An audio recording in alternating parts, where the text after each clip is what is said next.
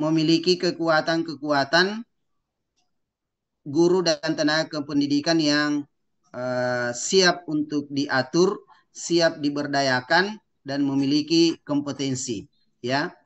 Yang kurang dalam pengelolaan sekolah kami adalah dari segi manajemen, ya, dari segi manajemen dan inovasi-inovasi terkait dengan bagaimana percepatan pengembangan sekolah, ya, percepatan pengembangan sekolah.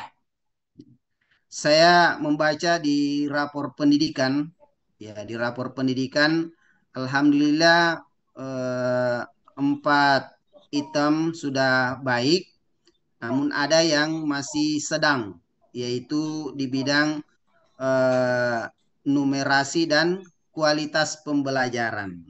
Nah, ini yang kami sangat butuhkan. Ya, mudah-mudahan disinggung juga sebentar di kualitas pembelajaran. Ya, guru-guru kami sebenarnya sangat butuh banyak pelatihan, ya, untuk meningkatkan kualitas pembelajaran ini. Ya, walaupun yang lalu di PMM sudah ada dibuka, tapi mudah-mudahan di 2024 ini situasi rapor pendidikan mengalami peningkatan. Nah, perlu saya sampaikan sebagai informasi buat pemateri bahwa SDIT Wahda Islamiyah dan juga pondok pesantren masih termasuk sekolah yang diminati oleh masyarakat. Iya, namun seiring dengan berjalannya waktu itu ada stagnan, ya, tidak terlalu berkembang, ya, karena sudah mulai juga muncul sekolah-sekolah pesaing, ya, ada SD Muhammadiyah, ya, sudah mulai juga diminati oleh orang. Nah, di sini kita ingin kembali diajar bagaimana meningkatkan sekolah kita di segi daya saing dengan sekolah-sekolah lain, ya, atau unggul dari pesaing sekolah-sekolah yang lain. Kalau di sekolah negeri kita tidak terlalu ini, tapi sesama sekolah swasta yang punya visi misi tujuan keagamaan sama, ini bisa menjadi pesaing dalam perjalanan pendidikan kita. Nah, ini yang kami harapkan, ya, apalagi di rencana di bulan Februari ini eh, semua unit pendidikan di bawah naungan Wahda Islamiyah di Bulukumba ini baru akan memulai PPDB, ya, penerimaan peserta didik baru yang mungkin nantinya istilahnya ini diganti oleh Pak Menteri, ya. Semoga ada trik-trik inovasi baru Recording stopped. terkait dengan hal ini sehingga sekolah kami bisa terus meningkat, baik SD, TK dan pondok pesantren. Iya. Saya kira saya tidak mau terlalu lama karena kita sangat ingin sekali mendengarkan pemateri kita pada malam hari ini, dan saya ingatkan kepada seluruh teman-teman guru, tenaga pendidikan, Depdik untuk tidak meninggalkan Zoom ini sampai selesai acara dan bisa mengikutinya dengan seksama, ya. Kecuali ada hal-hal yang darurat, urgen, maka kita minta izin, ya. Yang bisa buka kameranya silakan, yang berhalangan tidak apa-apa. Yang penting tetap aktif mendengarkan atau mengikutinya karena ini adalah kegiatan kita yang sangat penting dan juga langka, ya, karena baru kita dapat lagi waktunya, Pak Dokter. Saya kira demikian. Syukran wa jazakumullah khair atas nama Ketua DPD dan sekaligus Kepala SDIT Wahda Islamiyah Bulukumba, sekaligus pembina Yayasan Wahda Islamiyah Bulukumba mengucapkan syukran wa jazakumullah khair kepada pemateri kita pada malam hari ini. Saya kira demikian, dan kita membaca doa kafaratul majelis. Subhanakallahumma bihamdik asyhadu an la ilaha illa anta astaghfiruka wa atubu ilaik. Hadanallahu wa iyyakum. Assalamualaikum warahmatullahi wabarakatuh. Warahmatullahi Waalaikumsalam wabarakatuh. warahmatullahi wabarakatuh. Syukron Ustaz, jazakumullah khairan atas sambutan dan perkenalan singkat terkait dengan kondisi unit pendidikan yayasan di bawah Yayasan Wahda Islamiyah Bulukumba. Sekali lagi syukron wa jazakumullahu khairan. Baik, mari kita sama-sama mengikuti webinar transformasi sekolah menuju institusi pendidikan berkualitas dan berdaya saing dengan judul Mengelola Sekolah Berkelas dan Diminati.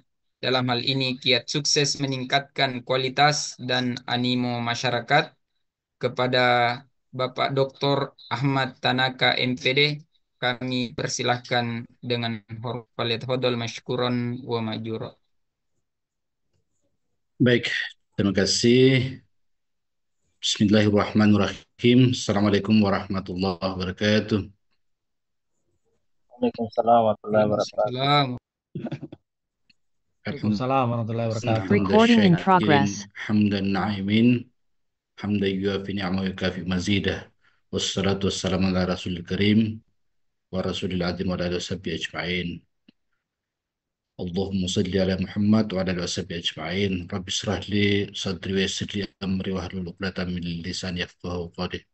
Subhanaka la ilma lana illa ma 'allamtana innaka antal alimul hakim. La haula wa la quwwata illa billahil azim.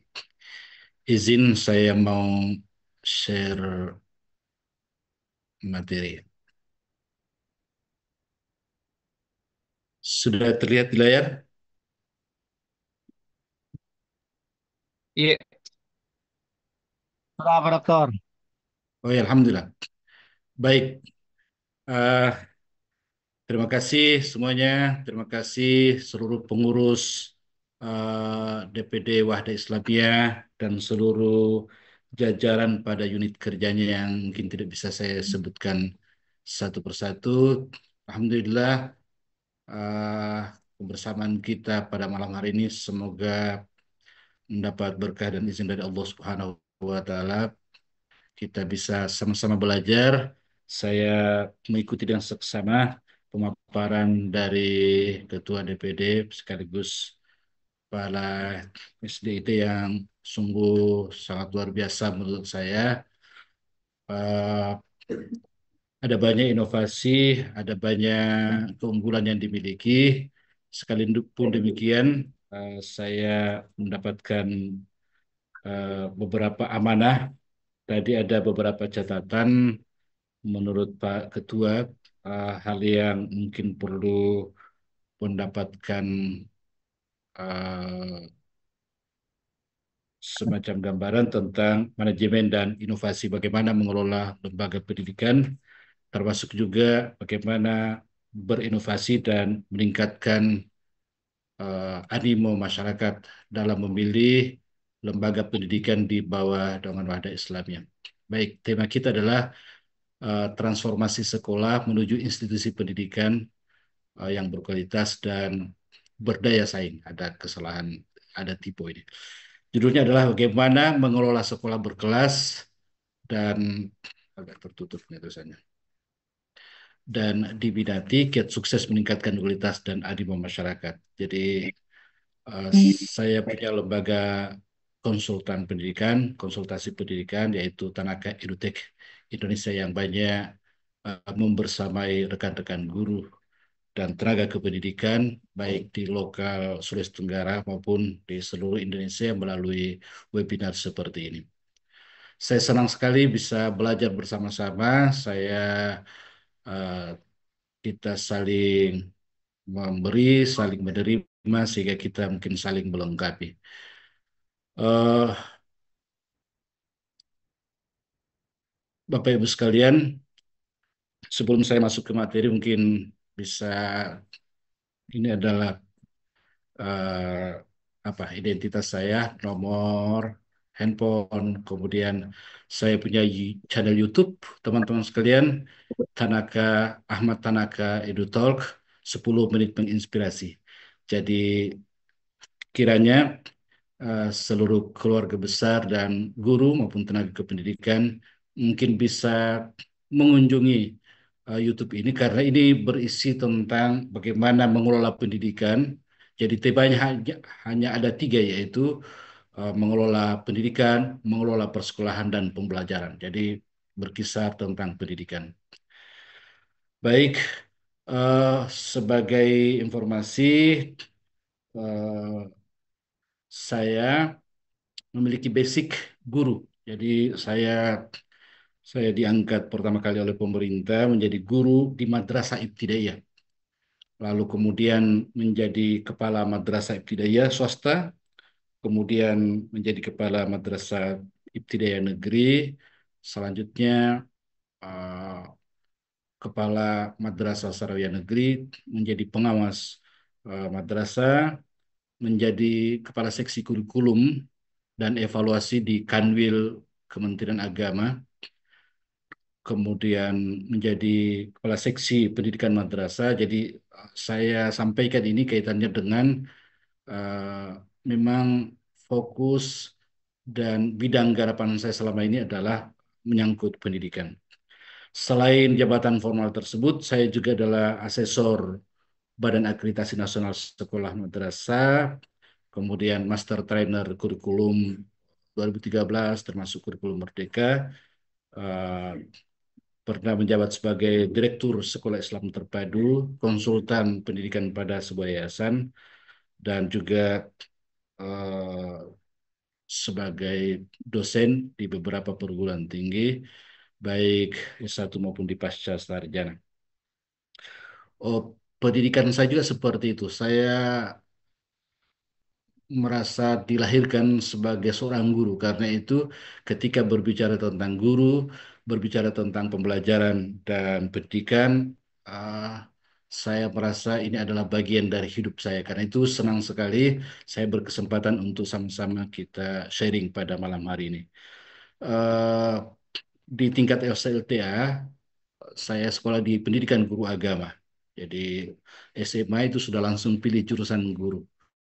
Kemudian diploma 2 pendidikan guru juga, lalu kemudian lanjut S1, dua kali S1, S1 yang pertama pendidikan agama Islam, yang kedua adalah pendidikan bahasa Inggris, kemudian magister pendidikan dan S3 ilmu pendidikan di Universitas Negeri Makassar.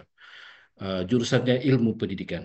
Dan selama menjadi guru dan kepala sekolah, pernah meraih beberapa prestasi, baik ketika menjadi guru, menjadi kepala sekolah, jadi guru berprestasi, kepala sekolah berprestasi dari kabupaten, provinsi, dan nasional, dan bahkan pernah mengantarkan sekolah yang saya pimpin menjadi sekolah berprestasi di tingkat nasional. Mungkin atas dasar atas dasar latar belakang tersebut, eh, apa yang saya paparkan ini adalah menjadi bagian dari yang saya tekuni dan saya kembangkan jadi berbasis pengalaman dan pemahaman saya tentang pendidikan, persekolahan, dan pembelajaran. Ini contoh-contoh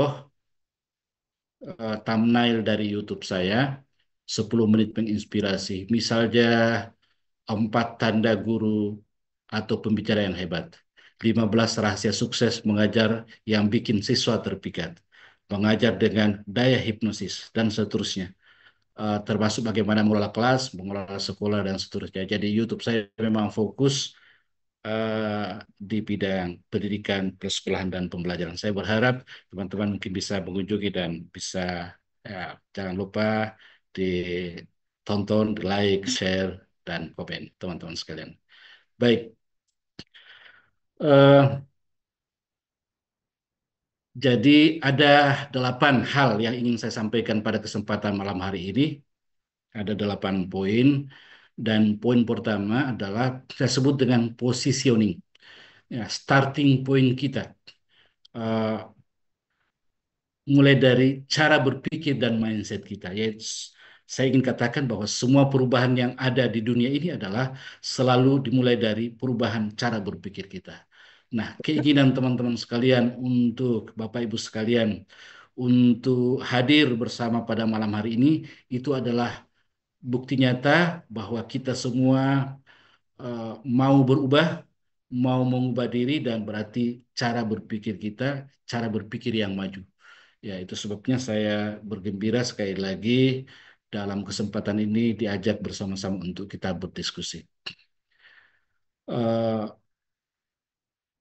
yang kedua adalah sebelum ya, kita melakukan bagaimana mengelola sekolah dengan baik, bagaimana melakukan inovasi, bagaimana menggait siswa yang banyak, bagaimana bisa mengungguli kompetitor-kompetitor kita, maka eh, rahasia atau cara yang dulu pernah saya lakukan, dan ini yang akan saya sampaikan kepada kita adalah langkah pertama yang saya sampaikan yang kita harus lakukan adalah kita mengevaluasi diri terlebih dahulu. Ya, kita hisap diri kita. Tadi sudah disampaikan tentang rapor pendidikan. Itu ya sebagai data yang secara formal eh, telah menjadi bahan pembanding antara kita dengan sekolah-sekolah sekitar kita, menjadi kompetitor kita, baik sesama tadi diistilahkan sesama sekolah yang mengambil segmen keumatan kira-kira begitu di samping sekolah negeri.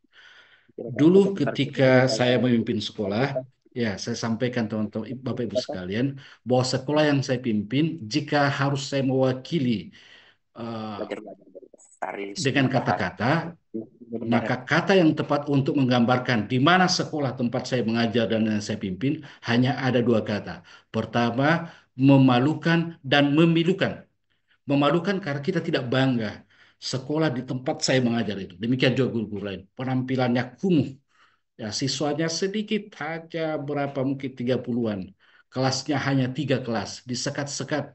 Setiap kelas itu hanya disekat dengan triples dan satu kelas dibagi dibagi menjadi 2 kelas. Bisa bayangkan bagaimana ributnya. Penampilannya ya itu tadi memalukan dan memilukan. Tapi justru dari posisi inilah saya menyampaikan kepada teman-teman secara sederhana. Sekarang kita mulai menghisap diri kita, menghitung diri kita. Ya, posisi kita sebenarnya, apakah kita ini sekolah yang unggul, sekolah yang lumayan, sekolah yang sedang-sedang saja, atau sekolah terbelakang? Ya, itu cara mengukur. Kalau mungkin sekarang disebut dengan rapor pendidikan, tapi kami ketika itu alat ukurnya sederhana saja. Kita ukur kira-kira karena kami di sekolah ketika itu di kecamatan kami ada sekitar 22 sekolah dan semuanya berdekat-dekatan. Ada beberapa sekolah di antaranya adalah sekolah yang sudah difavoritkan oleh masyarakat setempat dan itu adalah sekolah binaan pemerintah daerah berlantai 2 dan kami berada di tengah-tengahnya. Jadi lalu kepada teman-teman saya tanya, coba tidak usah pakai metode yang lengkap, tidak usah pakai metode yang mungkin ilmiah. Sekarang kita ukur-ukur, kira-kira diri kita di mana ini? Di antara 22 sekolah dasar dan menengah, sekolah dasar dan madrasah ibtidaiyah, posisi kita di mana? Dan kami semua sepakat kita berada di juru kunci baik dari fisiknya, jumlah siswanya, gurunya, dan semuanya. Semuanya kita berada pada barisan terbawah.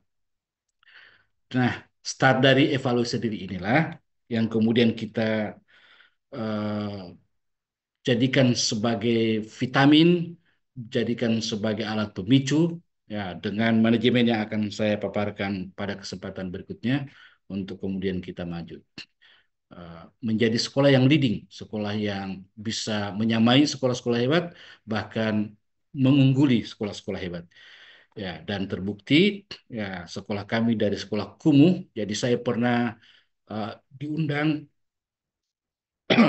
oleh Kementerian Pendidikan Nasional menulis best practice, praktik baik.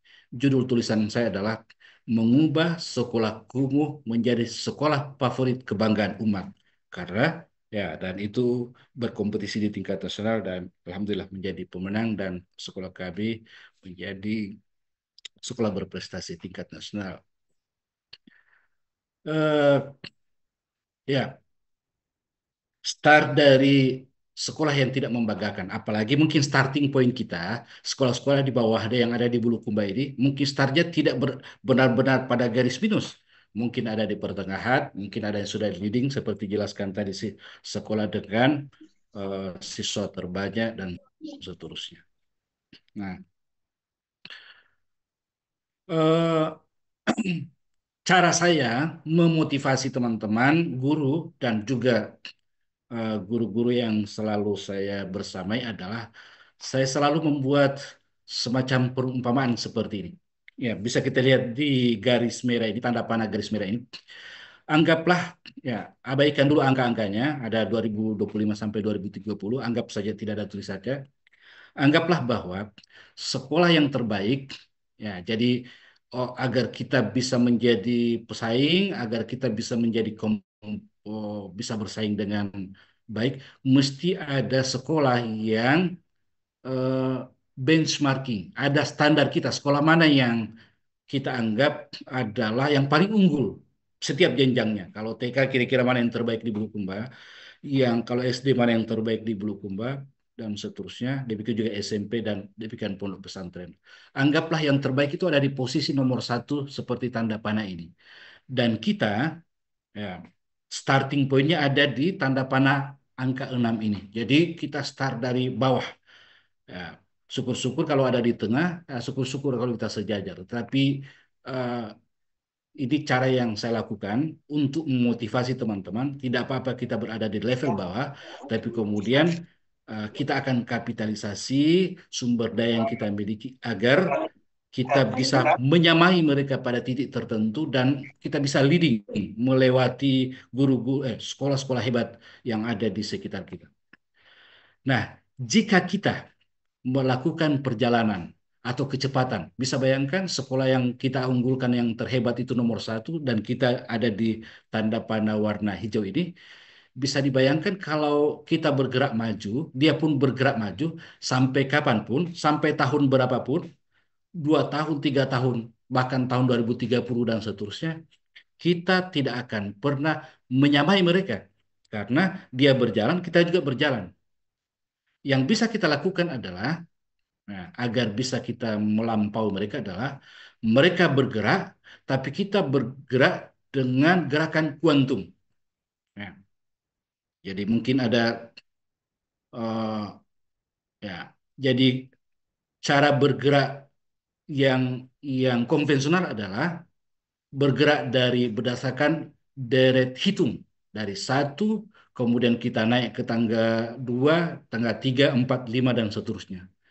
Kalau itu yang kita lakukan, maka sampai kapanpun kita tidak akan pernah sama unggulnya, apalagi melampaui sekolah-sekolah hebat sesuai dengan jenjangnya. Yang TK kelompok bermain, yang MI atau sekolah dasar, SMP termasuk pondok pesantren.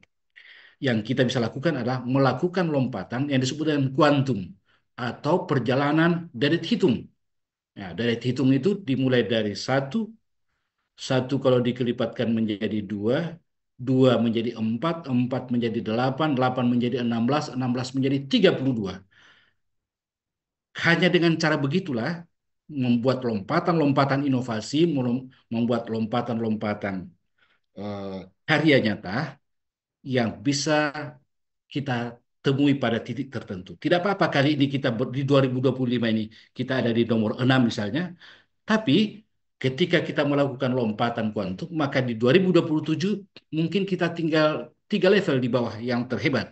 Dan mungkin 2 tahun berikutnya kita sudah sama, 2 tahun berikutnya kita sudah melampaui. Dan inilah yang saya lakukan, dan mungkin ini juga bisa dilakukan oleh teman-teman sekalian, bagaimana caranya. Ya, tentu dalam konteksnya adalah kita bersaing secara sehat. Ya, bersaing secara sehat, kita melakukan berbagai upaya. Tapi cara memotivasi adalah dengan cara seperti ini. Nah, itu sebabnya saya melahirkan sebuah rumus. Saya pindahkan dulu. Saya membuat sebuah rumus yang bisa dipahami teman-teman sekalian dan yang tadinya bersifat motivasional deskriptif, sekarang kita buatkan angka. Bagaimana caranya? Eh, yang saya sebut dengan rumus kesuksesan institusi. pendidikan, ya institusi apapun. Tapi saat ini kita berbicara tentang institusi pendidikan yang saya sebut dengan rumus Tanaka. Ya. Kesuksesan institusional sama dengan posisi kompetitor kita, jadi pesaing. Pesaing ini yang terhebat di eh, pada sekolah sejenis. Eh, Kemudian dikurangi dengan posisi kita saat ini. Nah, lalu kemudian ditambahkan dengan sumber daya yang kita miliki, tapi kemudian dikalikan motivasi. Jadi kira-kira kalau dibuat angka, buatkan simbol-simbol, KI itu adalah KI artinya kesuksesan institusi sama dengan PK, posisi kompetitor, dikurangi PK juga. Jadi sama-sama PK, tapi yang kompetitor ini saya kasih huruf PK kapital dan PK posisi kita, ya posisi sekolah kita, posisi institusi kita, saya kasih huruf PK kecil. Ditambah SD sumber daya dikalikan motivasi. Begini kalau dibuatkan persamaannya. Jadi kalau sumber daya itu, ya kita ketahui sumber daya itu, ya misalnya sumber daya manusia, guru-guru, jumlah guru yang memadai, mereka semuanya sarjana, tersertifikasi dan seterusnya. Demikian juga sumber daya keuangan, misalnya kita di backup oleh orang tua murid, oleh donatur misalnya, kelengkapan sarana prasarana misalnya, kurikulum, kemudian teknologi digital misalnya, networking dan lain-lain. Jadi dan kita simbolkan kalau sumber daya yang kita miliki itu banyak, nanti kita pasang angka, anggaplah 3. Jadi cara mudah kita simbolkan dengan angka supaya gampang kita kali-kalikan sebentar. Kalau kira-kira, jadi kita main apa? Kira-kira main prediksi, main perasaan, atau bisa kita diskusikan, teman-teman sekalian, sumber daya kita saat ini di SD IT misalnya, apakah banyak, apakah sedang, atau kurang, atau malah tidak ada? Kasihlah simbol. Kalau banyak kasih 3, kalau sedang kasih 2, kalau kurang kasih 1. Kalau tidak ada ya, tapi saya kira tidak mungkin tidak ada. Yang kedua motivasi. Kali M tadi yang di atas yang warna merah. Motivasi. Apa itu motivasi? Kepemimpinan yayasan, kepemimpinan kepala sekolah, visi yayasan, visinya kepala sekolah, ketua departemen misalnya. Saya senang istilahnya ini ketua departemen karena kalau sudah departemen di Republik kita ini, ya pimpinannya adalah menteri. Jadi sudah selevel menteri sebenarnya. Nah, berarti di bawahnya ini adalah wakil menteri atau kepala biro dan seterusnya. Ya. Eh, Termasuk visinya seperti apa, motivasi yang dimiliki oleh guru dan tenaga kependidikan seperti apa, motivasi yang dimiliki oleh siswa seperti apa, motivasi yang oleh orang seperti apa. Dan itu motif guru di tenaga pendidikan, siswa, orang tua amat sangat bergantung kepada visi dan motivasi kepala pengelola pendidikan. Ya, pengelola pendidikan. Jadi saya punya kebiasaan begini. Setiap hari Senin itu saya kumpulkan teman-teman. Jadi setelah upacara ada waktu sekitar 7 menit saja kira-kira begitu untuk dikumpulkan teman-teman sebelum masuk ke ruangan, lalu diberikan wejangan, berikan motivasi.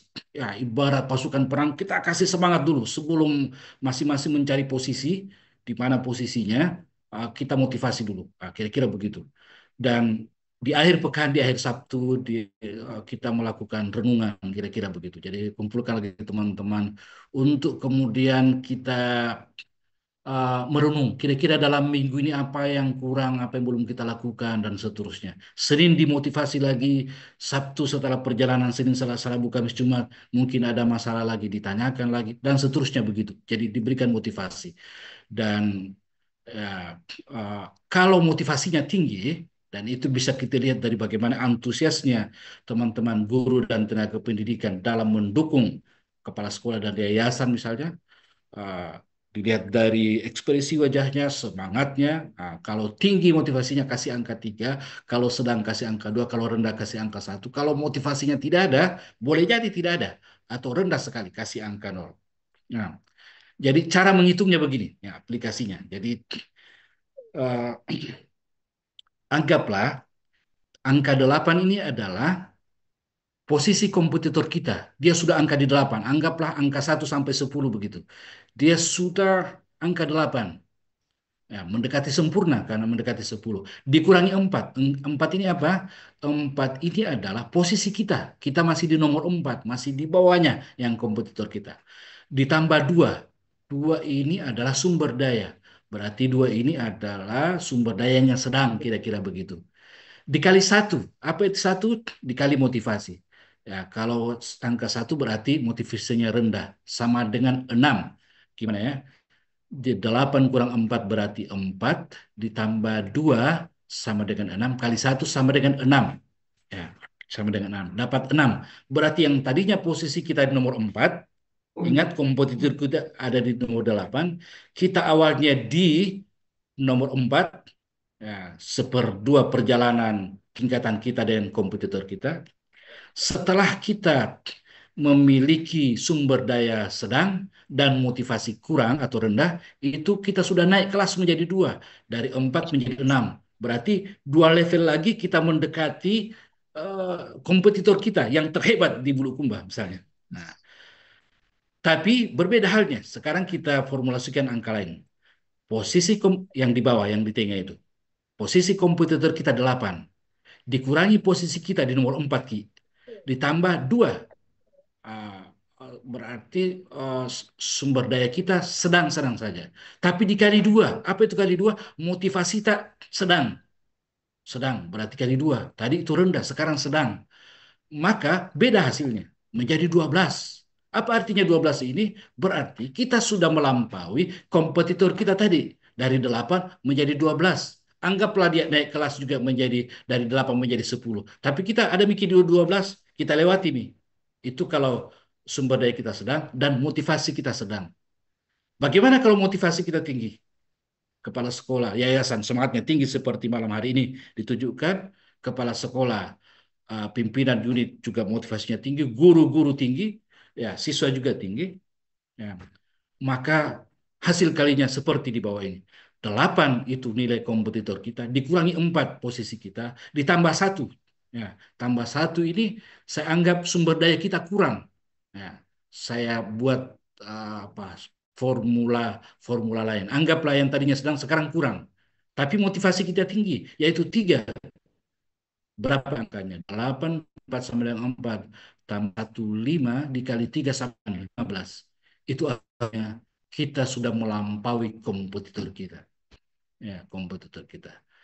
Dan cara inilah, motivasi seperti inilah yang saya lakukan pada teman-teman guru, ya, yang membantu saya untuk bagaimana kita memajukan sekolah dari sekolah kumuh dari nomor 22 menjadi nomor 1.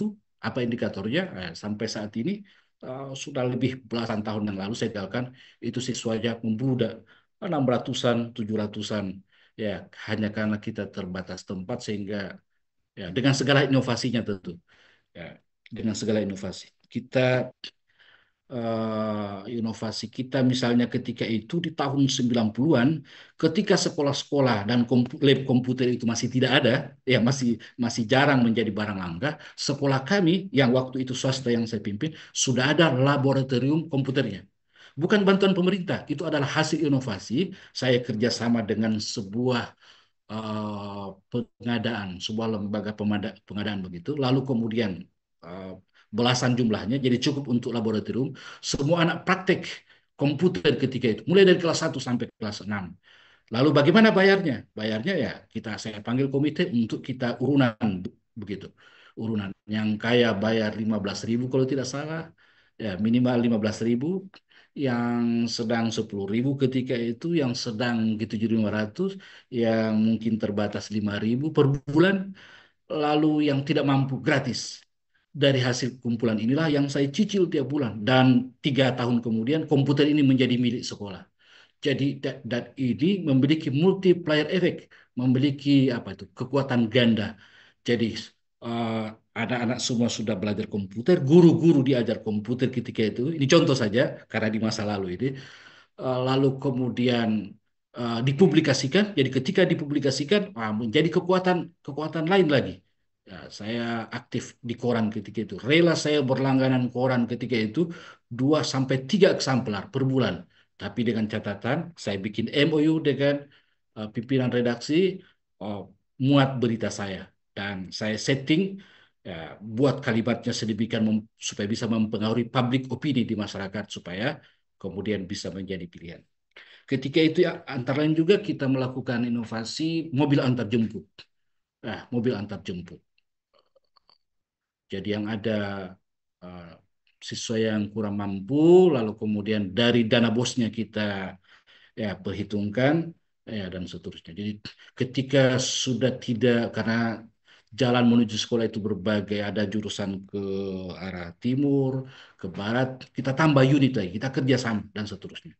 Ada CCTV, kita ingat CCTV sekarang hal biasa, tapi dulu tahun 90 itu barang langka. Setiap kelas saya lengkapi CCTV dan saya pantau pembelajarannya di ya kualitas pembelajaran, termasuk yang Pak Ketua tadi sampaikan, bagaimana meningkatkan cara guru mengajar. Ya, begitulah Bapak sekalian, eh, bagaimana memetakan kita punya posisi dulu, starting point, di mana starta, bagaimana cara start agar sekolah kita menjadi sekolah maju, bisa menjamai, sama-sama unggulnya dari sekolah hebat, atau bahkan bisa melampaui. Nah, ini yang saya sebut tadi, kalau di 2025 ini angka di atas itu 1, 2, 3, 4, 5, 7 itu adalah deret hitung, yang di bawah itu adalah deret ukur. Ya, coba lihat di 2025 kita masih sama, 2026 kita sama-sama 2, di 2027 kita sudah melampaui, 2028 kita lebih unggul dan seterusnya. Kira-kira begitu, Bapak Ibu sekalian. Nah, rahasia yang kedua, ya, ini contoh gambar saja saya pilihkan kepada kita untuk menjadi bahan pembelajaran bahwa yang amat sangat menentukan bagaimana image, bagaimana cara pandang masyarakat terhadap diri kita adalah dengan performance. Ya, saya kembalikan ke sini dulu. Jadi soal motivasi, ya, saya teringat motivasi. Jadi kalau tidak salah rumusan visi saya ketika itu adalah menjadikan warga sekolah uh, memiliki motivasi untuk berprestasi. Ya, jadi kepala sekolah berprestasi, gurunya berprestasi, siswanya berprestasi, sekolah berprestasi. Gitu. Jadi redaksi visinya seperti itu dan pada akhirnya alhamdulillah ketika saya memimpin dan kemudian saya atas dukungan berbagai pihak tentu, dukungan guru, dukungan komite, dukungan masyarakat, dukungan Kementerian Agama dan pemerintah setempat, semua itu sudah dirasakan. Siswanya berprestasi, gurunya berprestasi, kepala sekolahnya berprestasi, jadi levelnya adalah level nasional ini yang kita hitung, dan sekolah juga berprestasi. Nah, eh, performance, jadi penampilan sekolah kita itulah wajah kita.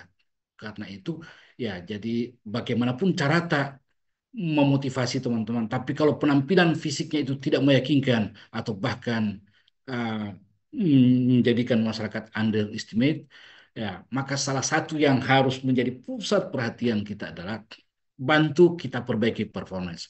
Saya coba bandingkan dua sekolah yang ada di sini. Jadi saya tidak membandingkan antara sekolah yang satu ini agak kumuh, yang agak tidak terurus, dengan sekolah yang lantai 2 atau berprestasi. Saya carikan contoh yang sama-sama lantai 1 yang kira-kira sederhana, supaya apple to apple. Bagaimana sekolah sederhana bisa kita kelola sedemikian rupa sehingga penampilannya bagus. Saya kira ada dana bos, ada guru-guru yang kreatif. Saya setiap di salah satu sekolah yang saya pimpin, setiap semester ketika jelang pembagian rapor ada lomba penataan sekolah. Dan ya, jadi penataan sekolah itu di bagian dalamnya bukan saja pajangannya, tapi juga posisi kursi siswa itu mesti berubah setiap sekian waktu. Kemudian di depannya tamannya, di belakangnya dan seterusnya, sehingga guru benar-benar berkreatif. Kreatif. Dan itu kalau guru di akhir semester itu mengumumkan siapa siswa yang berprestasi, saya juga berkesempatan pada saat itu mengumumkan guru mana yang paling hebat dalam mengelola kelasnya. Tentu guru dia gerakkan siswanya. Jadi perbaiki penampilan sekolah.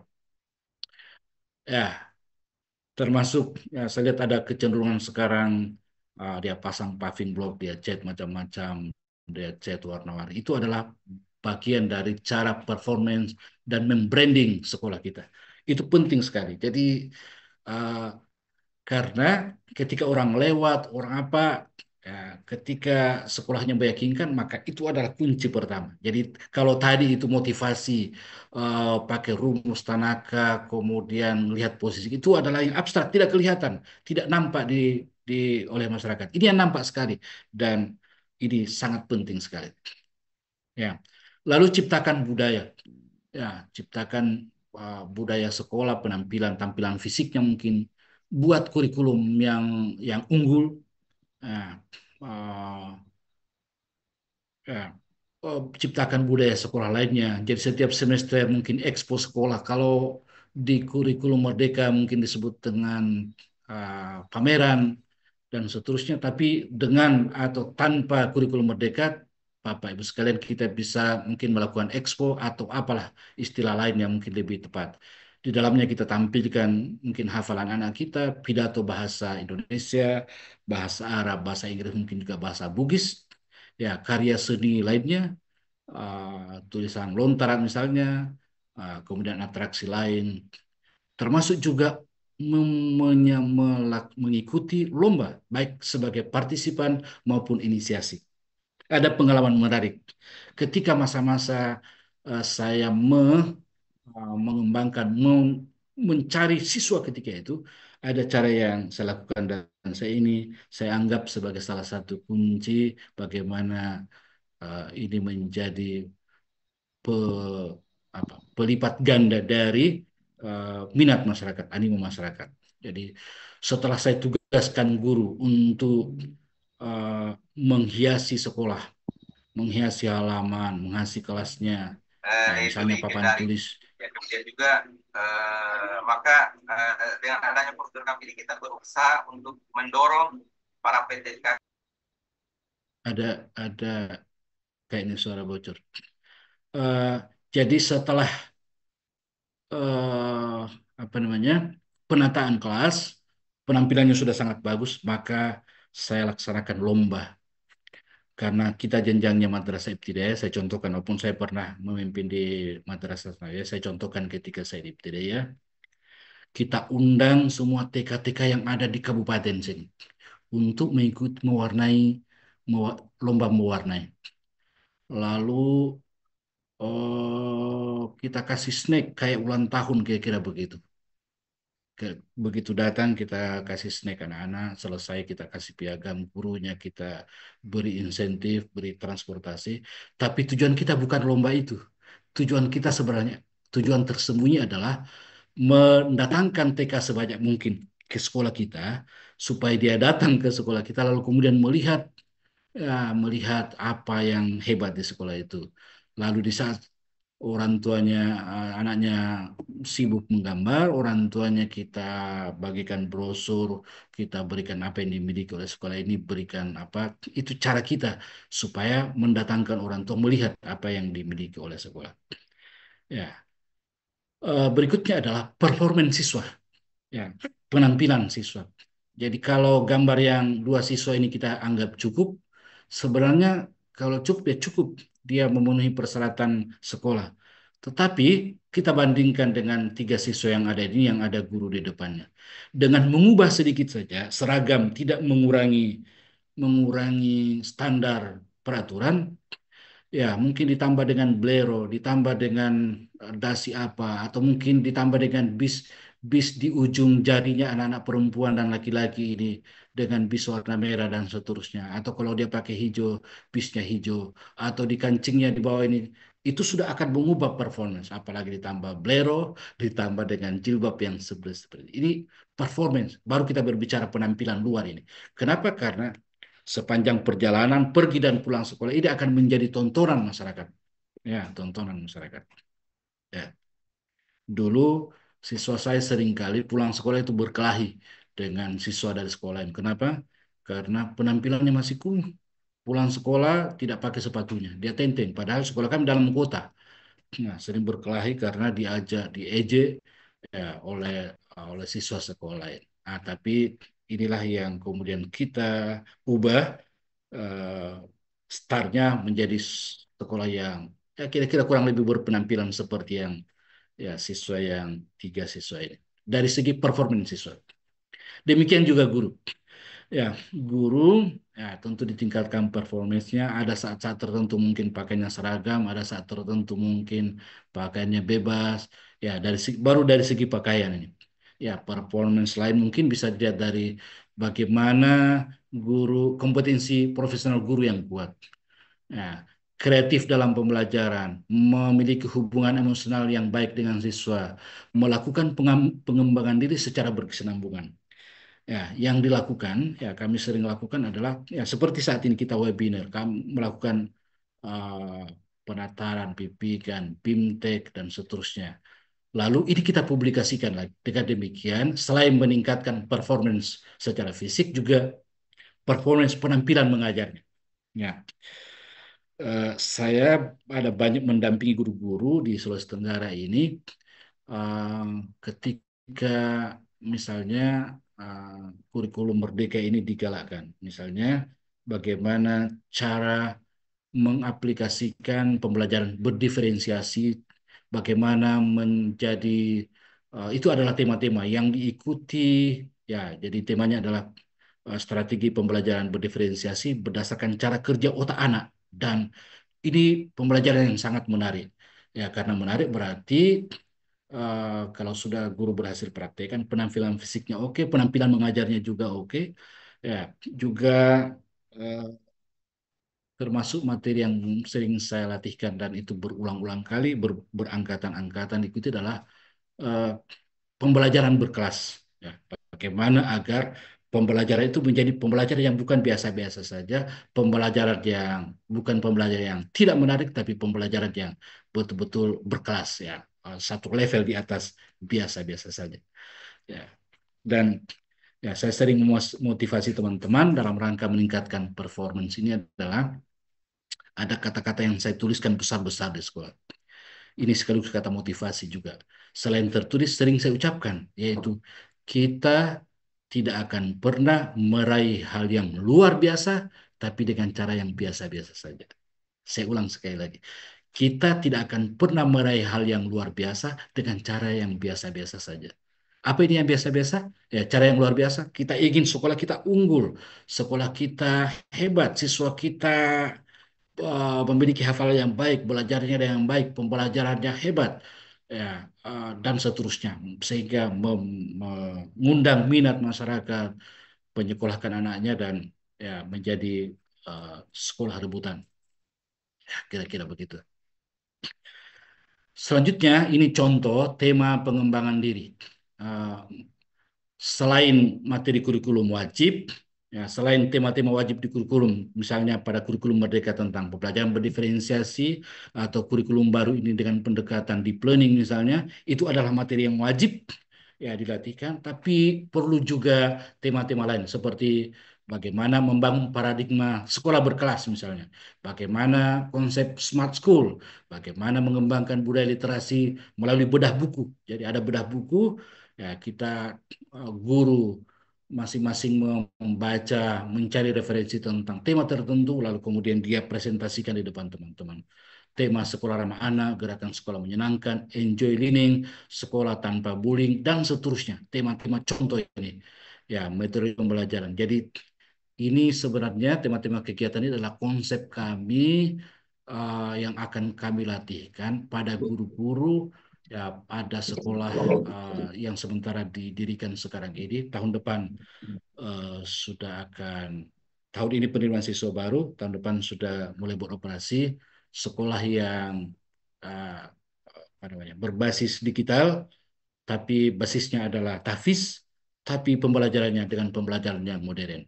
Ya, ini apa sekolah yang mahal di Kolaka ini. Ya, berikutnya adalah jadi ada 8 tadi. Sekarang baru nomor 3. Mudah-mudahan uh, kita bisa sama-sama belajar dari poin-poin ini. Saya juga terus belajar. Yang ketiga adalah cari dan ciptakan selling point. Jadi selling point itu berarti nilai jual. Kita cari nilai jual apa yang mau kita jual pada masyarakat agar kita animo masyarakat itu tinggi, agar perhatian pemerintah itu tinggi, perhatian orang tua itu tinggi dan seterusnya. Nah, jadi kita harus mencari itu tema-tema apa kira-kira dan bisa kita ciptakan. Ya, kira-kira anak temanya adalah ya. Jadi kalau selling point adalah nilai jual. Saya kasih contoh seperti ini. Di pasar misalnya, di pasar berjejer 5 orang penjual kue. Anggaplah kue Nagasari. Walaupun saya tidak tahu yang mana itu Nagasari, saya tidak tahu apa isinya, kira-kira begitu. Anggaplah roti. As, 5 orang berjejer, masing-masing jual roti di samping jualan lain. Nah, kalau rotinya penjual A, B, C, D itu sama saja, berarti pembeli kita eh, satu saat dia beli sama kita, satu saat beli sama orang lain, dan itu artinya ya secara acak orang akan random saja memilih kita. Kebetulan mungkin kita dulu didapatkan dan seterusnya. Tapi kalau kita memiliki nilai jual yang berbeda, nilai rasa yang berbeda, mungkin cangkulinya yang lain sama saja, tapi kita cangkuli ala Bulukumba misalnya, atau cangkuli ala California, ya, ala cangkuli rasa Madinah misalnya, ternyata ketika beli roti di sini rasanya lain. Berarti ada potensi mereka berulang. Itu artinya itulah nilai jualnya. Begitu juga sekolah. Jadi kalau yang kita berikan adalah pembelajaran biasa saja, seperti anak yang lain itu belajar di sekolah lain, pakaiannya mungkin biasa saja, programnya biasa saja seperti sekolah lain, berarti tidak ada selingkuh, tidak ada nilai jual kita. Sama sih. Ya, jadi eh, tidak ada daya tarik kalau ada orang tua yang memiliki anak 2 orang, kalau kebetulan sudah disekolahkan 1 orang, ketika dia merasa tidak ada nilai jual, tidak ada nilai bedanya, mungkin dia mau coba-coba lagi yang adiknya kasih sekolah di tempat lain. Tapi kalau dia rasakan perbedaan berdasarkan cerita dari yang lain, berdasarkan keunggulan yang terus-menerus kita ciptakan, maka mungkin adiknya akan dia sekolahkan. Mungkin juga tetangga, sekolahku di situ, anakku di sekolah di situ, baru 4 semester, nah hafal itu juz amma misalnya, hafal doa-doa pendek, dia hafal hadis-hadis pendek dengan terjemahannya, ya, dan seterusnya. Eh, Cara berwuduknya sudah bagus, tata cara sholatnya. Bahkan, ya mungkin kalau sekolah di situ levelnya beda-beda. Kalau kelas 1, ya, kelas rendah itu ya sholatnya standar. Kalau 5-6 sudah diajarkan bagaimana cara sholat khusyuk misalnya. Wah, berarti nilai jual lebih namanya itu. Nilai jual itu, selling point itu adalah kata kuncinya, mau tersimpan di memori masyarakat sebagai sekolah apa kita ini. Mau titip, mau kesankan seperti apa sekolah kita di dalam benak, di dalam hatinya masyarakat kita. Nah, eh, karena itu ya ada 3 strategi, ada 3 cara bagaimana caranya menciptakan selling point. Jadi yang saya sampaikan adalah apa yang sudah saya lakukan, ya, termasuk dengan pengalaman saya sebagai asesor, ya, sebagai narasumber di berbagai pelatihan, ya, termasuk saya banyak menulis buku pendidikan, eh, teman-teman sekalian. Ada 3 caranya. Satu, jadilah yang berprestasi, berprestasi. Ya, mungkin siswanya berprestasi, gurunya berprestasi, sekolahnya sekolah berprestasi, apapun itu. Ya, apapun itu. Jadi mungkin baik event yang sengaja diperlombakan atau kita yang ciptakan. Ya, atau mungkin oleh DPD Wadah Islamiyah yang laksanakan, atau apa istilahnya kalau di tingkat provinsi misalnya yang laksanakan. Ya, jadi tidak harus kita menunggu event yang dilaksanakan oleh yang lain, tapi mungkin kita bisa menciptakan itu. Nah, tapi syukur-syukur ya, jadi guru sudah memiliki event tahunan. Oh, bulan sekian ada lomba ini, bulan sekian lomba ini, jadi sudah bisa dipersiapkan jauh sebelumnya. Itu strategi pertama. Jadilah yang berprestasi. Cara kedua adalah selling point. Jadilah yang pertama. Jadi kalau misalnya kita toh sudah berjuang, belum pikir menjadi juara, pakai strategi yang kedua, yaitu jadilah yang pertama. Jadilah yang pertama. Ya, gambar ilustrasinya ini ada banyak orang bawa tas, tapi yang warna merah ini adalah unit sekolah yang ada di Wahda Islamiyah. Dia yang pertama, menonjol, kira-kira begitu. Dalam hal apa? Nah, bikin slogan, misalnya sekolah pelopor, sekolah ramah anak, sekolah ramah anak. Bayangkan di antara isu-isu bagaimana kejamnya guru terhadap siswa, bagaimana tidak ramahnya sekolah pada, lalu kita memproklamirkan, kami punya sekolah ramah anak. Apa ciri-cirinya? Gini, gini, gini, gini. nanti kita publikasikan, nanti kita sosialisasikan dengan berbagai cara. Intinya cari tema yang bisa menjadikan kita yang pertama. Kira-kira belum ada di Bulukumba. Ya, lalu mungkin kita adopsi yang ada di Makassar, kita adopsi yang ada di Jakarta misalnya, tapi belum ada di Bulukumba. Ah, ini contoh lainnya. Mungkin kita anggap selama datang di kampus Hafiz Hafiza misalnya, ya berarti kita membuat selling point, tapi kita yang pertama di situ. Walaupun mungkin ya kalau Hafiz Hafiza mungkin di sekolah juga ada, tapi uh, mungkin ada keunggulan dia Hafiza, tapi mungkin bacanya tartil, kemudian ada keunggulan lain. Contoh lain, sekolah atau pondok pesantren berwawasan lingkungan, zero waste tanpa apa namanya, tanpa sampah dan energi terbarukan. Ya, sekolah yang kami gagas di Kolaka ini, saya sampaikan tidak boleh ada cleaning service. Tidak boleh ada cleaning service. Kita biasakan siswa bertanggung jawab terhadap sampah yang dimiliki. Kita contoh Jepang.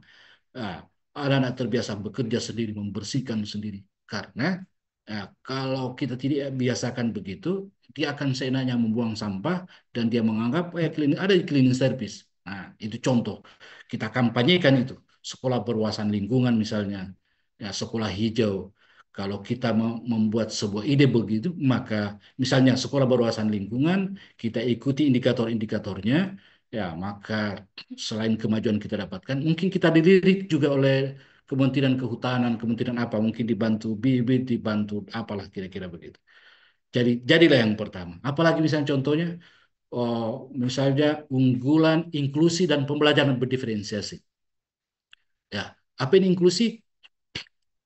Kita ketika orang lain ada siswa yang berkebutuhan khusus, dia tidak terima bilang sekolah mungkin di SLB. Ya, padahal semua murid itu punya hak untuk mengenyam pendidikan. Kita terima apapun eh, eh, hal yang menjadi luar biasa bagi anak-anak. Ya, difabelnya, jenis difabelnya. Kita ikutkan dengan catatan, berarti bertambah tugas tak. Ya, kita latih guru untuk memiliki eh, apa namanya keterampilan profesional di bidang pembelajaran sesuai dengan kekhususan siswa kita dan seterusnya, termasuk pembelajaran berdiferensiasi. Jadi apa ya? eh, Sedikit saya sampaikan, seiring dengan perubahan kurikulum nanti, orang akan menganggap, tapi mungkin tema lain ini, menganggap berarti pembelajaran berdiferensiasi ini kita akan tinggalkan nih, karena bukan lagi pembelajaran berdiferensiasi, tapi sudah pembelajaran deep learning misalnya. Ini salah, karena pendekatan pembelajaran berdiferensiasi bisa diterapkan di kurikulum manapun. Karena itu pembelajaran berdiferensiasi adalah belajarkan siswa berdasarkan keunikan dan ciri khas siswa masing-masing. Tentu kita asesmen terlebih dahulu. Dari 32 siswa kita siapa memiliki keunikan seperti ini, dan kita layani di saat yang sama. Nah, di saat yang sama. Jadi semua perbedaan-perbedaan pada siswa kita belajar satu kali setting pembelajaran, tapi semua anak terlayani. Yang auditori, yang visual, yang kinestetik, yang memiliki keunggulan di mana dan seterusnya, itu terlayani keseluruhan. Ya, ini juga mungkin sepatutnya kita butuhkan untuk pelatihan tentang ini misalnya. Ya, jadilah yang pertama. Misalnya sekolah visioner berbasis budaya lokal dan global. Ya, budaya Bugis di Makassar dengan lontaranya misalnya dengan Lagaligo itu kan mendunia itu. Sekarang ya termasuk Bulukumba sebagai daerah penghasil pembuat perahu misalnya. Ah, Kenapa kita tidak gali itu dan kita proklamirkan? Inilah bedanya kita. Jadi kita dicari apa yang menjadi pelopor. Jadi selain yang standar, ingat tadi roti-roti tadi sama bahannya. Ada terigu, ada gula, ada apa namanya bahan-bahan lain. Tapi kita ada campurannya. Campuran itulah yang saya maksud ini. Ada tambahan-tambahan, ada keunikan yang dan kita yang pertama begitu, atau misalnya pondok teladan kesehatan dan kesejahteraan mental. Jadi siswanya bahagia, gurunya bahagia dan seterusnya. Tentu ya saya pernah diundang oleh salah satu yayasan, materinya adalah bagaimana menghukum yang mendidik. Wah, jadi dan itu ada di YouTube saya juga. Jadi setelah menonton YouTube mereka tertarik dan saya latih mereka bagaimana caranya agar menciptakan pembelajaran yang menyenangkan. Nol hukuman. Ya. Contoh sekolah pionir kewirausahaan siswa. Di awal-awal Pak Menteri ini menjadi menteri, saya amat sangat tertarik dan saya dukung karena ini ide saya. Ya, jauh sebelum Pak Menteri dilantik, inilah yang kita mau ajarkan pada sekolah yang kita dirikan sekarang ini, kewirausahaan. Kenapa kita enggan sekali mengajarkan anak tentang keuangan? Padahal seluruh kita butuh uang, butuh usaha untuk menghasilkan uang, bukan karena sudah itu berwirausaha dan seterusnya. Kenapa kita tidak jadikan sekolah kita yang pertama berbasis kewirausahaan? Kita latih ya bagaimana mengelola keuangan, bagaimana membedakan antara kebutuhan dan keinginan misalnya, dilatih. Ya bagaimana market day, hari dan seterusnya, hari pasar misalnya di mana mereka aktif menjual, mengelola, lalu kemudian orang tua datang seperti mungkin praktek kurikulum merdeka dengan P5-nya sekarang ini. Cari intinya ini contoh-contoh, cari cari judul-judul yang bisa menjadi selling point. Itu poinnya. Jadi mungkin selain contoh ini bisa kita ke ATM, amati, tiru dan modifikasi. Ya, bisa satu, bisa lebih dari satu. Misalnya eksploratif dengan outdoor dan ekspedisi ilmiah.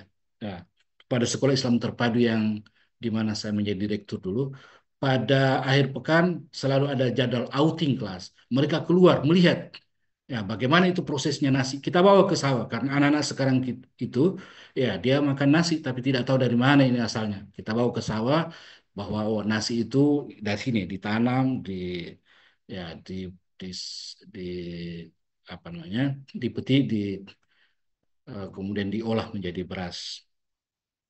Sekolah berdasarkan regional dan jejaring kemitraan.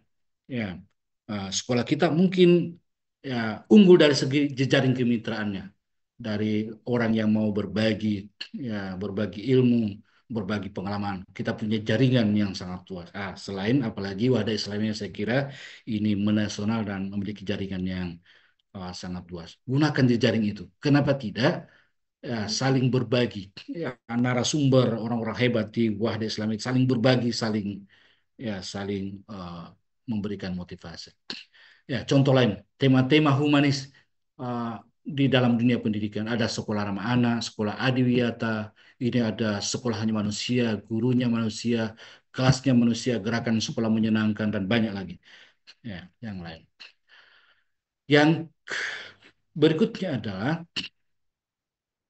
uh, ada tiga tadi. Tadi pertama jadilah juara di bidang itu.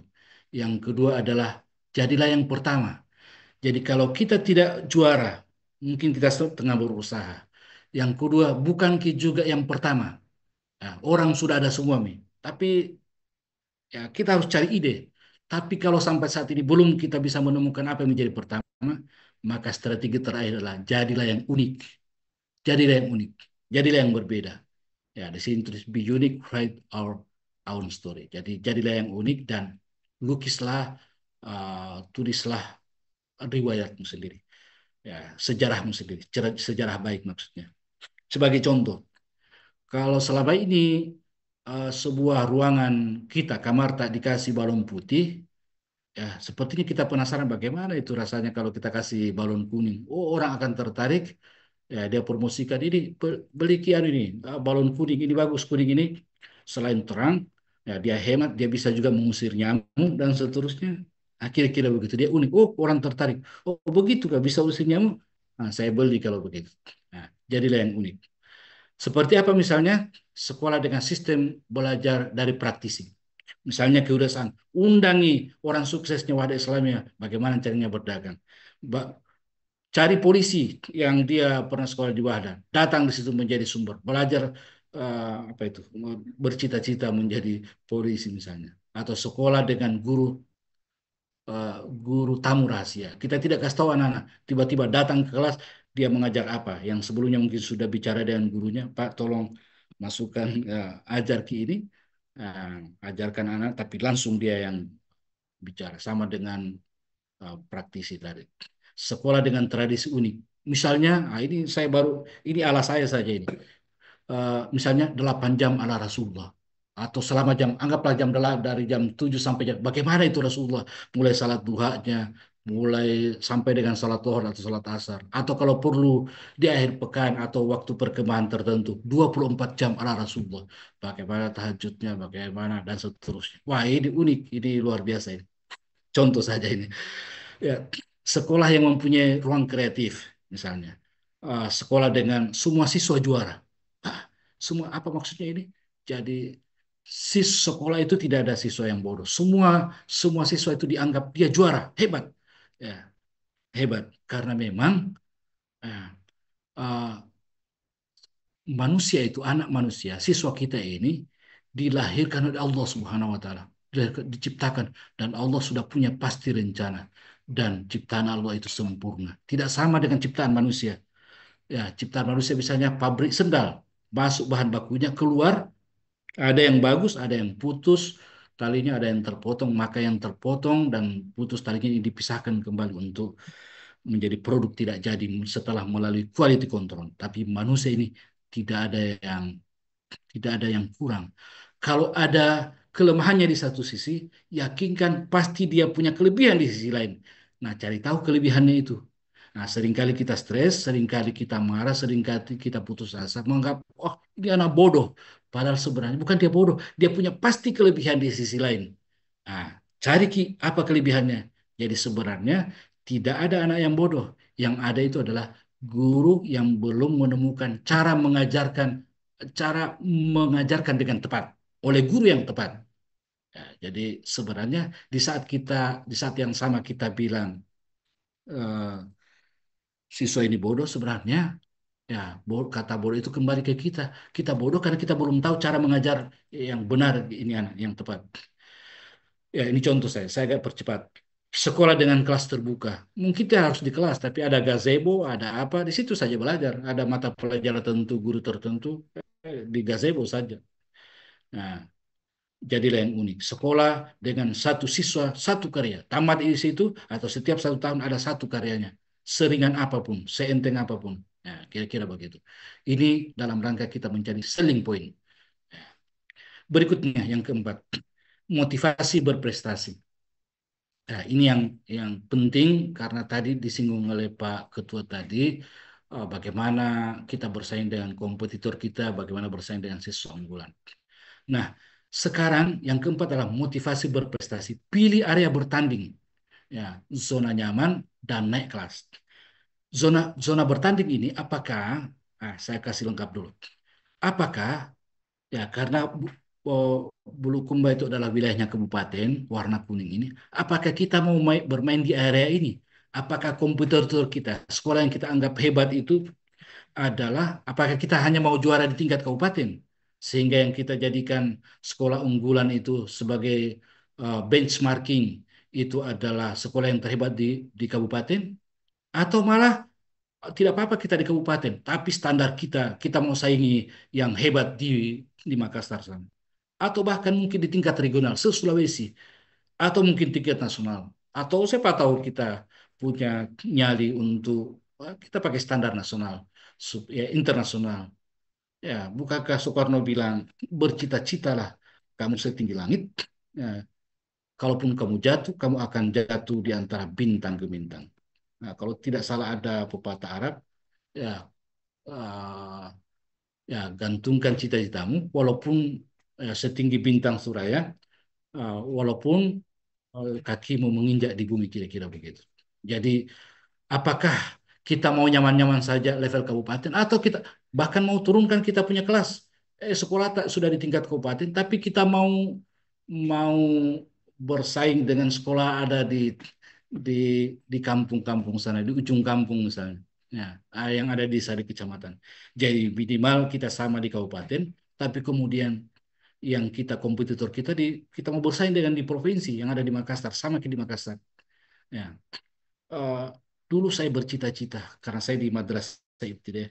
Mengapa di acara-acara nasional, di buku-buku, di penataran-penataran, narasumber nasional Kementerian Agama, setiap kali menyebut madrasah hebat itu ada di Malang, ya, di Jawa Timur, dan ada di Jakarta, BIN pembangunan. Ya, saya bercita-cita satu saat dalam hati saya, Min di Kolaka ini ya sekolah yang saya pimpin ini juga disebut dan masuk dalam level nasional.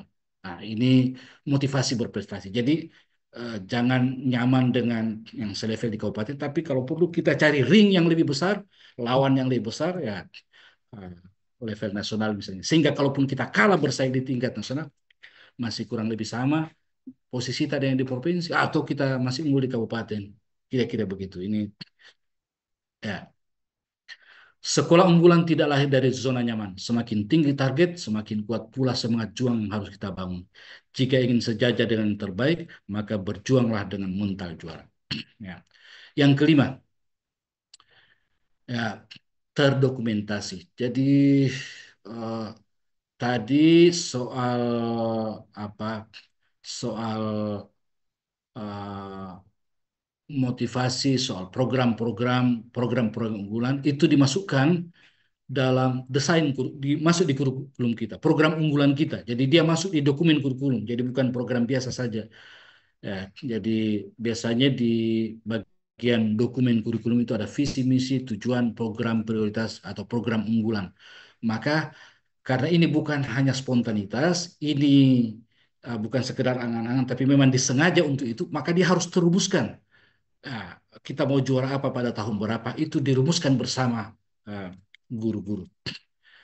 Nah, sehingga kalaupun berganti kepala sekolah, mungkin dia bisa lanjutkan atau eh, ini bisa dielaborasi lebih lanjut ke ya, pendanaan misalnya. Kenapa didanai? Ya, karena ada di program unggulan kita.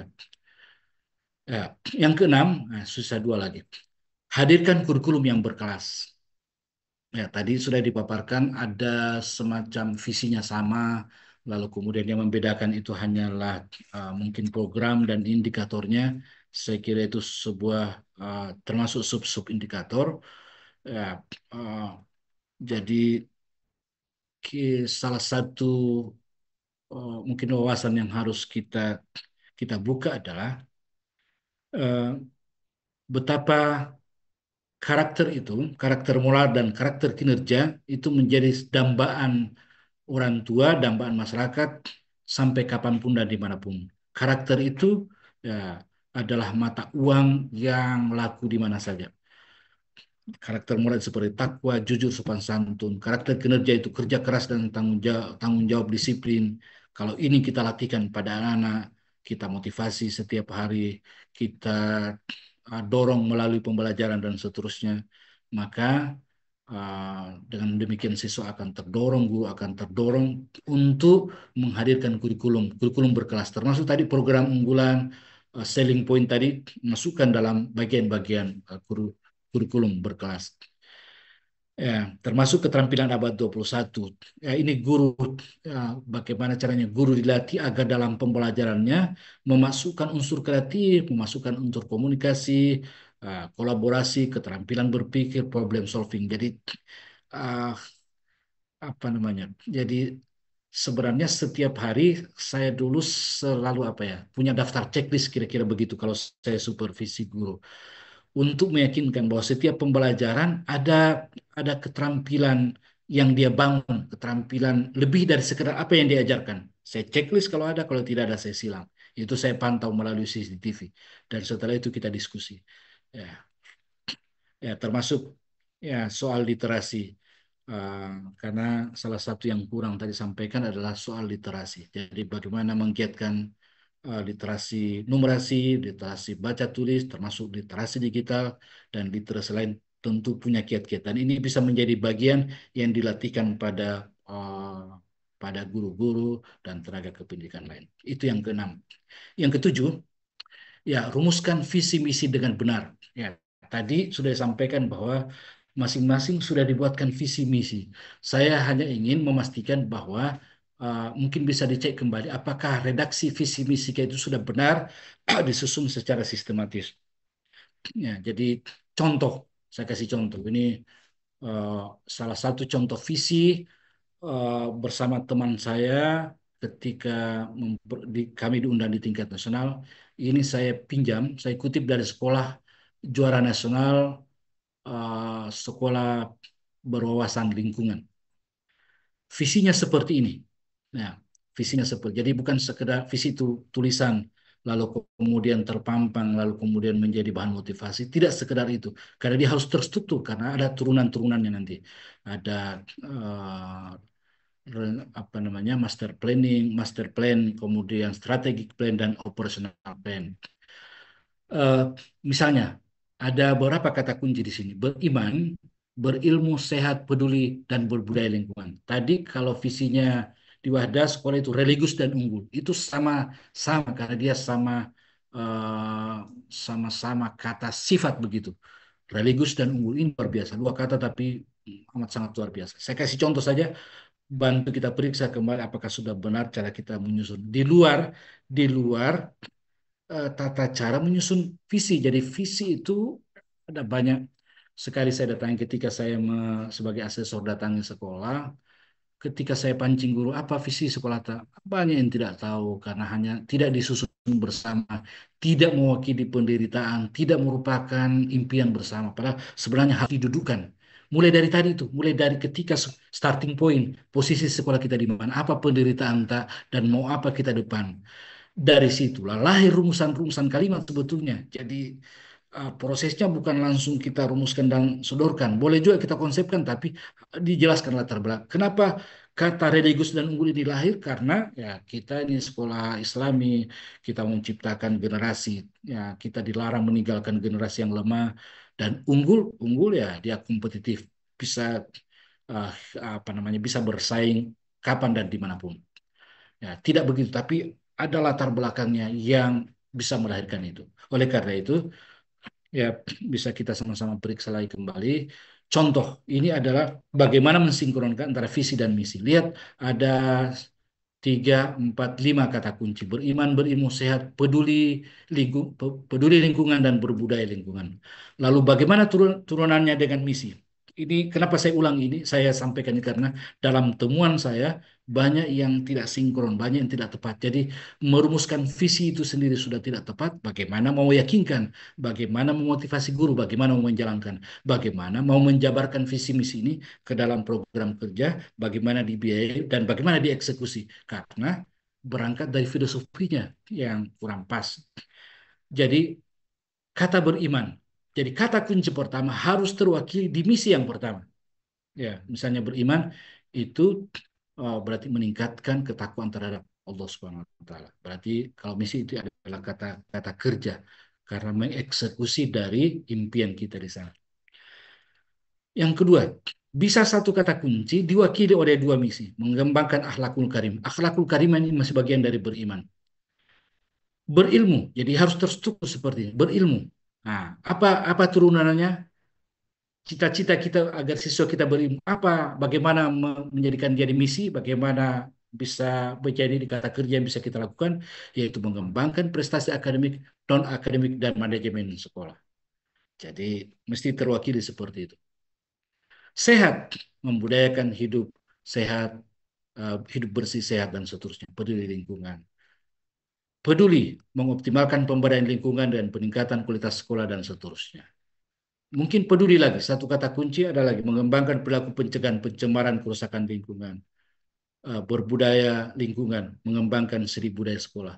Mengapa begini visinya? Karena dia tadi sudah mengambil segmen bahwa sekolah ini adalah sekolah berwawasan lingkungan. Itu ciri khasnya, itu nilai jualnya, itu keunikannya. Nah, karena dia begitu, maka visinya seperti ini. Jadi mulai dari ciri seperti apa yang kita mau ciptakan pada sekolah kita ini, keunggulan apa, kita ingin unggul di bidang apa, maka lahirlah visi dan misi seperti ini. Nanti tentu ada turunannya. Ya, ya nanti kita periksa kembali. Sekarang, ya masih yang ketujuh, ya dan jadikan visi misi ini sebagai sumber kebijakan dan arah kebijakan. Ya, saya persingkat. Ya, misalnya, jadi kita elaborasi dari visi menjadi misi, menjadi program. Karena dia program, maka kita biayai dari dana BOS, dari dana lain. Lalu ada aksi. Aksi itu ya eksekusinya. Ya, siapa melakukan apa? Kenapa dilakukan ini? Ya, karena dianggarkan. Kenapa dianggarkan? Dia menjadi program, sudah diprogramkan. Ya, kenapa diprogramkan? Karena ini diamanahkan kita oleh misi. Kenapa ini dilaksanakan? Karena visi sekolah seperti ini. Mengapa semua ini visi, misi, program pembiayaan dan aksi itu dilakukan? Karena ya berangkat dari latar belakang starting point seperti ini kita punya sekolah dan seperti seperti ini yang kita mau capai. Nah, ini contoh, ini redaksi visi pada sekolah unggulan yang contoh saja nih. Misalnya eh, ramah entrepreneurship, riset, literasi bilingual, berbasis Al-Quran dan teknologi. Ini yang paling bawah saya kasih contoh. Nah, ini jadi ketika kita mau menyampaikan visi misi, ya biarkan teman-teman berdiskusi apa yang kita mau. Ya, lalu kemudian mungkin melahirkan satu, dua, tiga konsep, lalu kemudian kita diskusikan penggabungan, pengurangan, dan lahirlah visi. Jadi benar-benar visi itu adalah visi bersama, lahir dari penderitaan bersama. Kita yang melahirkan kalimatnya. Bahkan ya, ketika saya di Sanawiyah, MTS dulu, eh, karena agar visi ini benar-benar bisa diketahui oleh seluruh warga sekolah, maka itu kan diakreditasi sekolah dengan instrumen yang lama, ada poin yang mengatakan apakah ada visi misinya, bagaimana visi ini bisa diketahui oleh warga madrasah, warga sekolah. Maka cara saya adalah memasukkan pembacaan visi misi di dalam salah satu acara upacara. Setiap Senin dibacakan. Masukkan. Nah, tidak apa namanya kreatif, inovasi. Ya, asal jangan hilang penghormatan benderanya, hilang Indonesia Rayanya. Kalau mau ditambah, mungkin dikurangi. Itu kan upacara itu adalah bagian dari pendidikan pembelajaran. Nah, kenapa begitu dibaca setiap Senin, orang semua hafal, semua siswa hafal, guru dari tidak tahu menjadi setengah hafal, dari setengah hafal menjadi hafal. Selain dicetakkan baliho kecil-kecil, ditempel di setiap kelas dan seterusnya. Jadi ada di kelas, ada dibacakan, ada di dokumen kurikulum, ya dan seterusnya. Itu yang ketujuh. Mungkin ini contoh, tapi saya tidak jelaskan secara detail bagaimana proses merealisasikan mimpi jadi nyata, mulai dari misi, ya visinya, katakanlah ramah. Tadi kalau di sana misalnya Regis unggul, kita jabarkan ramah ini di misi. Apa indikatornya? Mengembangkan sekolah dan kelas yang menyenangkan. Yang kedua, mengimplementasikan sekolah ramah anak, ramah lingkungan, enjoy learning misalnya. Nah, ini kata ramah. Jadi coba kita elaborasi religius dan unggul itu menjadi kata kerja di misi ini. Jadi harus sinkron. Yang kedua, harus ada targetnya, ada tujuannya. Apa yang kita mau uh, uh, tujuan sebagai turunan dari misi. Ya, misalnya fasilitas sekolah, karena kita misinya tadi mengembangkan sekolah dan kelas menyenangkan, maka targetnya ya, dan dia terukur, harus bisa diukur. Fasilitas sekolah kelas menyenangkan tersedia, ya, dia tersedia. Ya, bagaimana fasilitas yang ada, ya, kita sebutkan secara konkret. Lalu program dari tujuan ini menjadi program, siapa mengerjakan apa? Misalnya pemasangan eh, kursi atau meja, pemberian kursi meja yang mudah dipindahkan sehingga ini karena ini tadi pembelajaran menyenangkan bisa membentuk setiap saat diubah itu formasi tempat duduk dan seterusnya. Jadi program kerja itu tidak asal-asalan. Dia adalah turunan dari tujuan, turunan dari visi, turunan dari misi. Demikian juga di pembiayaan. Ya, karena sudah diprogramkan, ya dibiayai. Maka ketika bertanya, kenapa beli ini, beli itu? Si pemeriksa misalnya. Ya, karena kita programkan. Kita bicara dengan komite, bicara dengan guru, ada perwakilan siswa juga. Kenapa ini dibiayai? Ya, karena kita programkan berangkat dari tujuan, misi, visi, dan seterusnya. Ya, itu yang ketujuh. Eh, Mungkin dokumen yang lebih lengkap kalau kita mau sangat serius untuk mengembangkan sekolah kita, tapi kalau kita memang benar-benar semangatnya tidak ingin menjadi sekolah yang biasa-biasa saja, maka cari cara atau bentuk tim, cari orang, cari pendamping ahli yang bisa membantu kita susun master plan. Ya, semacam buku apa itu, buku referensi kita. Di dalamnya adalah sejarahnya, filosofi berdirinya itu ada Islamia, nilai-nilai apa yang mau dikembangkan, apa visinya, apa misinya, lalu bikin SWOT, ya, strength, kekuatan, weakness, kelemahan, opportunity, peluang dan ancaman. Ale analisis lingkungan eksternal, analisis lingkungan internal dan seterusnya. Jadi bisa dijabarkan. Jadi ini turunan dari ya visi misi tadi. bagian A-nya. Bagian B-nya buat strategi plan. Wah, strategi plan. Jadi strategi plan ini adalah rencana jangka pendek atau menengah, katakanlah 5 tahun, 2025 sampai 2030. Jadi kita bikin tangga-tangga dan ini terdokumentasikan. Nah, dimulai dari 2025 misalnya sampai 2030. Ya, saya kasih contoh saja.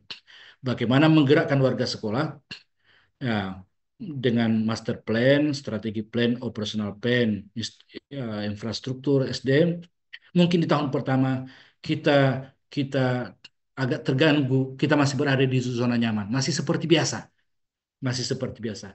Tahun 2026-2027 kita zona adaptasi, kita mulai terapkan inovasi tadi, selling point keunikan tadi, bahwa kita mau juara harus ada target, harus ada program, siapa mengerjakan apa, siapa bertanggung jawab apa, tahap adaptasi. Nah, ini hati-hati di tahap nomor 2 ini. Tahap adaptasi ini adalah tahap yang sangat menentukan karena ada banyak orang yang tidak mau pusing, tidak mau kerja, tidak mau susah kira-kira begitu, tidak mau keluar dari zona nyamannya. Padahal syarat untuk kita berprestasi, kita unggul, kita hebat, diminati menjadi adalah kita harus keluar dari zona nyaman kita. Ya, zona nyaman kita. Jadi saya kasih contoh. Jadi sering ketika saya motivasi teman-teman, gimana itu, bagaimana kita keluar dari zona nyaman? Kira-kira sama dengan seorang bayi yang dikandung oleh ibunya. Bayi yang dikandung oleh ibunya itu nyaman sekali. Kenapa? Karena air ketubannya itu hangat, diciptakan oleh Allah itu hangat sedemikian rupa. Di dalamnya ada zat makanan yang dikirim melalui placenta, melalui makanan dari ibu, makanan dan minuman ibunya. Dia tinggal menerima saja. Nah, nyaman dia. Tapi ketika dia lahir, dia menangis kenapa tidak nyaman dari yang tadinya hangat menjadi dia sudah tidak terlindungi air ketuban, dia sudah merasa dingin, dia mendengar suara luar tidak nyaman. Karena itu dia menangis. Tapi menangisnya itu, nah, sekarang pilih mau tetap nyaman, tinggal ke dalam perut ibumu sampai bertahun-tahun, dan itu pasti membahayakan dirimu, membahayakan diri orang tua dan seterusnya. Biarlah kita menangis-menangis karena kita mau tumbuh kembang. Ya, kita mau tumbuh secara wajar, tumbuh secara hebat, sesuai dengan skenario yang Allah berikan kepada kita. Lalu tahun ketiga 2027-2028 kita sudah masuk pada zona perubahan. Mulai ada tanda-tanda, ada program. Kita mengikuti apa yang kita programkan di awal tadi sebagai kunci kesuksesan keunggulan kita. Berikutnya, tahun keempat kita sudah masuk zona sadar mutu. Nah, pembelajaran kita bermutu, kegiatan ekstrakurikuler kita bermutu, uh, pelatihan kita bermutu, semuanya bermutu berkualitas. Atau bahasa kalau judul tema dan judul kita adalah sekolah kita berkelas, ya sudah berkelas. Ya, berikutnya kita sudah berada pada budaya. Kalau ini sadar mutu, tahun berikutnya tahun kelima sudah menjadi budaya, Mi. Sudah menjadi budaya. Jadi bukan lagi disetting, bukan lagi dipaksakan, bukan lagi dikondisikan, tapi sudah menjadi budaya. Kalaupun ada guru baru, maka dia akan tertular oleh budaya budaya mutu yang sudah tercipta pada guru-guru yang sudah ada, misalnya. Ya, mungkin pada tahun berikutnya, ya itu sudah ada benderanya. Kita sudah unggul, kita sudah hebat dan seterusnya. Lalu kita turunkan menjadi operational planning. Jadi kalau tadi ini masih apa namanya masih global, kita turunkan menjadi lebih konkret lagi, operasional. Jadi kalau tadi jangka menengah ini bagaimana eksekusinya, operasionalnya seperti apa. Ya. Dan terakhir ini juga bagian dari kunci bagaimana kesuksesan sekolah yang saya pimpin berdasarkan pengalaman saya, sering saya motivasikan pada teman-teman adalah publikasikan. Publikasi itu penting. Kelola opini publik. Jadi dulu saya membagi tugas dengan teman-teman guru. Adik, urus ki kelas masing-masing. Ajar anak dengan baik, praktekkan mengajar dengan baik, mengajar yang berkelas, mengajar yang menyenangkan. Nah, tugasku adalah mengelola opini publik. Nah, maksudnya mau kita pengaruhi pikiran orang. Bagaimana caranya? Nah, seperti saya sudah kemukakan di awal, eh, rajin beritakan. Kalau karena dulu saya masih zamannya koran, nah, ya sehingga ada inovasi kita kasih masuk, ada pelatihan kasih masuk, ada berbagai macam kita masukkan. Ada program tak kita kasih masuk di berita. Apalagi sekarang ini, bikin ke website, ada akun sosial medianya. Dan ini penting sekali. Kalau ada akun sekolah tapi tidak terkelola dengan baik, sama ji dengan penampilan performance di awal tadi nomor satu. Ada sekolah tapi tidak terkelola, sembrono, sembraut, bahasanya ya bahasanya tidak tertata, fotonya sembarangan, tidak sinkron dan seterusnya. Jadi ini perlu quality control. Berita yang mau keluar, tolong kasih tugas ada dua lapisan minimal. Ada lapisan editor yang ingat bahasa dan gambar yang kita masukkan adalah bahasa yang bisa mempengaruhi image orang, mempengaruhi keputusan orang, kesannya bahwa ini baik, mereka membawa program unggulan seperti ini. Ya, tentu unggulan yang saya maksud tidak semata-mata motivasi dunia untuk kita juara apa, tapi termasuk ya mungkin sholatnya anak-anak kita, sholat ibadah hariannya, praktik-praktik Islam dan seterusnya, mungkin tradisi di internal yang menjadi kekhasan Wahda Islamiyah misalnya, ya uh, itu juga adalah bagian dari keunggulan. Jadi saya posisikan silakan publikasikan dan wajib dipublikasikan karena apapun kita lakukan ya kita hanya berkutat di kita saja, harus dipublikasikan, wajib dipublikasikan kalau ya kita memilih bahwa kita ingin maju, bahwa kita ingin unggul. Ya, terakhir ini kata-kata ya, sebagai closing statement untuk kita renungkan bersama. Jika kita belum bisa melakukan hal yang besar dan hebat seperti Habibie, seperti Hamka, seperti Kiai Haji Ahmad Dahlan misalnya, ya, maka lakukan saja yang kecil tapi dengan cara yang hebat. Dan mulailah dari kelas kita, mulai dari sekolah tak, dengan motivasi dan benar, motivasi yang besar, dan niatkan sebagai ibadah. Saya kira demikian. Terima kasih. Saya serahkan kepada moderator apakah teman-teman yang 60 sekian tadi masih setia mengikuti. Ya, kemudian kita tutup sampai di sini atau mungkin ada diskusi. Saya serahkan kepada kita semua dan saya stop share sekarang. Saya serahkan kembali ke moderator. Assalamualaikum warahmatullahi wabarakatuh. Recording stopped. Masya Allah. Syukron jazakumullah khairan kepada pemateri kita yang Masya Allah luar biasa telah membawakan materi